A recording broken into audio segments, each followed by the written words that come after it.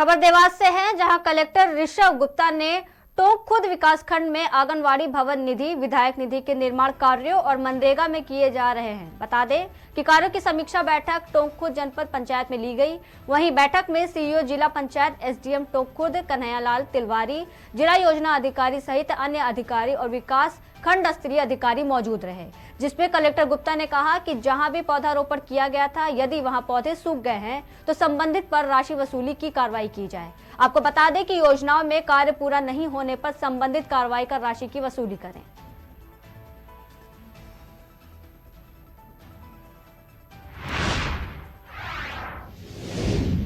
अगली खबर अमरोहा से है, जहां नौगांवा सादात विधानसभा क्षेत्र के ग्राम अलीनगर सहसपुर में स्थित हबीबी JHS हाई स्कूल में छात्र विदाई सम्मान समारोह आयोजित हुआ। बता दें कि मुख्य अतिथि के रूप में डॉक्टर सोरन सिंह चौधरी ने कहा कि शिक्षा का हमारे जीवन में बहुत महत्व है। जब तक कोई भी समाज शिक्षित नहीं होता, वो विकास नहीं करता। इसीलिए सभी का शिक्षित होना बहुत जरूरी है, जिसमें इस मौके पर स्कूल के बच्चों द्वारा रंगारंग कार्यक्रम प्रस्तुत किए गए। वहीं बच्चों को मेडल और शील्ड देकर सम्मानित किया गया। इस मौके पर मोहम्मद मुमताज, राजा रामपाल सहित आदि लोग मौजूद रहे।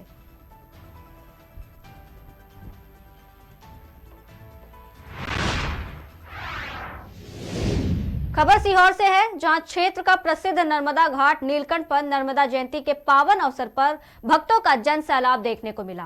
बता दें कि भक्तों का आना शुरू हो गया था। वहीं भक्तों द्वारा पूजा अर्चना, दीपदान सुबह से लेकर शाम तक चलता रहा, जिसमें ग्राम पंचायत, नीलकंठ नगर परिषद, नसरुल्लागंज नव परिवर्तन युवा समिति द्वारा 1 किलोमीटर की चुनरी यात्रा निकाली गई, जिसमें हजारों की संख्या में लोग सम्मिलित हुए।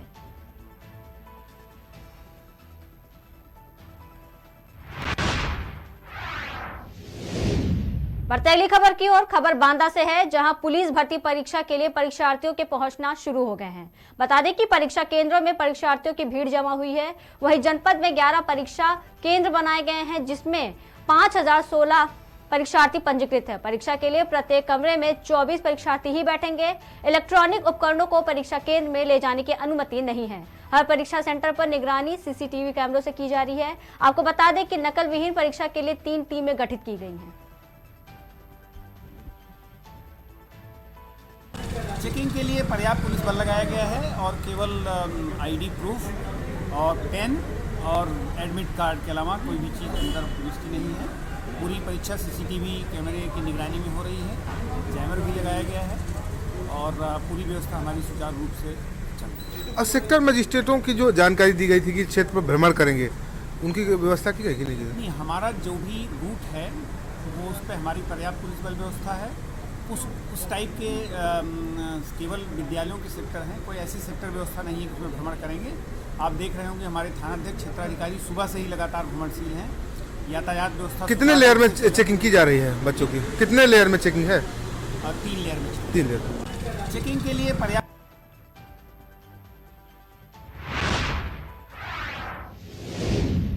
खबर मथुरा से है, जहां CISF यूनिट मथुरा में मोटिवेशनल टॉक किया गया, जिसके मुख्य अतिथि ब्रज तीर्थ विकास परिषद के उपाध्यक्ष शैलजा कांत मिश्रा रहे, जिन्होंने बताया कि किस तरह एक तनाव भरी जिंदगी से बाहर निकलकर एक सही और सटीक मार्ग चुनना चाहिए। जिसमें ब्रज तीर्थ विकास परिषद के उपाध्यक्ष शैलजा कांत मिश्रा ने यह भी कहा कि जिस तरह एक परिवार और दूसरा वर्दी दोनों ही जरूरी है, लेकिन समय आने पर जो सही और उचित डिसीजन लेना वही चाहिए। बता दें कि तनाव भरी जिंदगी में कोई ऐसा रास्ता ना चुने जिससे आगे वाले समय में कोई बाधा उत्पन्न हो। नमस्कार, आप देख रहे हैं केकेडी न्यूज। मैं हूं आपके साथ अजीत चौहान। आज मथुरा में IOC CISF यूनिट में यहां पर एक मोटिवेशनल टॉक किया गया, जिसमें उत्तर प्रदेश ब्रज तीर्थ विकास परिषद के उपाध्यक्ष शैलजा कांत जी यहां पर मौजूद थे। उन्होंने एक स्पीच के माध्यम से बताया कि किस तरीके से तनाव भरी जिंदगी के साथ ग्रस्त तरह बात करें। CISF की नौकरी में तमाम तरीके के तनाव होते हैं। तमाम चीजों को उन्होंने अपने जीवन की जो सीढ़ी थी उनको जीने के साथ यहाँ पर इनको बताया। और मैं सीधा इनसे बात करता हूँ, सर क्या क्या कुछ खास रहा और क्या तनाव की जिंदगी में मैसेज दिया? वर्दीधारियों के नौकरी में, इवन सामान्य सिविल नौकरियों में भी आज के टाइम में तनाव है, ये हम सब जानते हैं, क्योंकि वर्किंग आवर्स लंबे हैं, जॉब डिमांडिंग है और नए नए चैलेंजेस वर्दी की नौकरी में आ रहे हैं। इसको लेकर तनाव उत्पन्न होता है। वर्क लाइफ बैलेंस में इश्यूज आते हैं, परिवार के साथ भी समय नहीं दे पाते, ये इश्यूज हैं और पहले भी रहे हैं। इसको कैसे बेहतर तरीके से मैनेज किया जाए जिससे कि आपके स्वास्थ्य पे, आपके पारिवारिक जीवन पे और आपके कर्तव्यों पर भी उसका प्रतिकूल प्रभाव न पड़े, इसी के बारे में आज चर्चा की गई।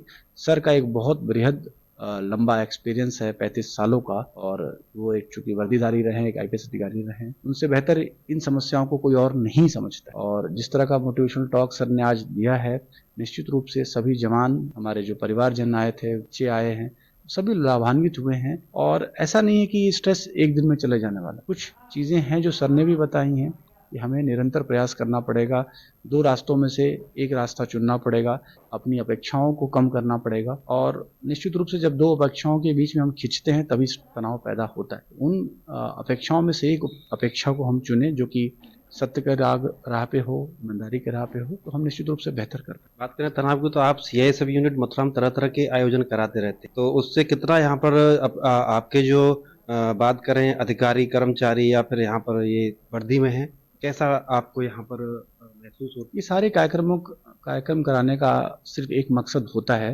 कि हम अपनी ड्यूटी के अलावा भी एक रिक्रिएशन का मौका उनको दें, एक अवसर देते हैं उन्हें। साथ ही साथ और भी इस संबंध में जो कि परिवार के संबंध में रिलेटेड है, हेल्थ के रिलेटेड संबंध है, फाइनेंस के रिलेटेड संबंध है, आज के टाइम में कैसे प्लानिंग करें, इन सब चीज़ों के बारे में भी हम लोग कार्यक्रम कराते हैं।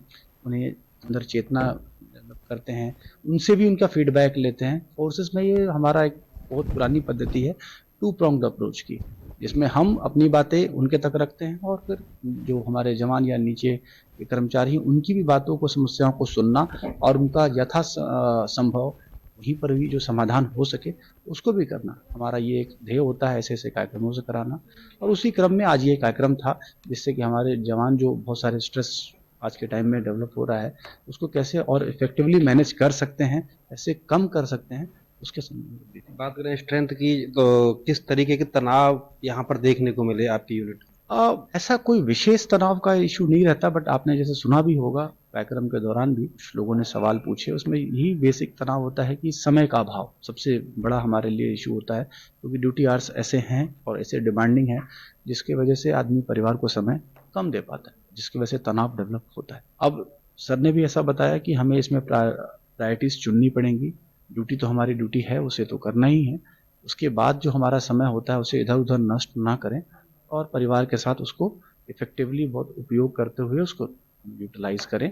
निश्चित रूप से थोड़ा मेडिटेशन, थोड़ा सी फिजिकल वर्कआउट, इन सब चीज़ों के बारे में भी आज के टाइम में हम लोग बताते रहते हैं कि थोड़ा सा योगा, प्राणायाम, मेडिटेशन करने से भी हमारे स्ट्रेस का कम हो। और सबसे बड़ी अच्छी चीज़ जरूरी है जो है वो कम्युनिकेशन करना।